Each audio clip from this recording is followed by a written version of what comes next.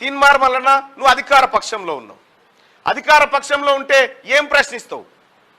అధికార పక్షంలో ఉన్నవాడు ప్రశ్నించలేడు, వాస్తవమే.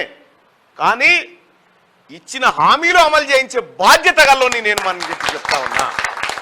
హామీలను అమలు చేయించే బాధ్యత తీన్మార్ మల్లన్నది. ఎందుకంటే మీ అందరూ ఆ రోజు కూడా నేను చెప్పిన మీ అందరికీ, నిరుద్యోగ యువకులారా ఊర్లలోకి వెళ్ళండి, ఈ ప్రభుత్వాన్ని గద్దెదించండి, ఈ ప్రభుత్వం పేపర్ లీకేజీలు చేస్తూ ఉంది, ఈ ప్రభుత్వం నోటిఫికేషన్ లాగం చేస్తుందని చెప్పి గతంలో మీ అందరికీ పిలుపునివ్వడం జరిగింది. ఇప్పుడు కాంగ్రెస్ పార్టీ మేనిఫెస్టోలో ఏ అంశాలైతే నిరుద్యోగ యువత కోసం, విద్యార్థుల కోసం పెట్టిందో ఆ అంశాలను ఇంప్లిమెంట్ చేయించడానికి నేరుగా నాదే బాధ్యత.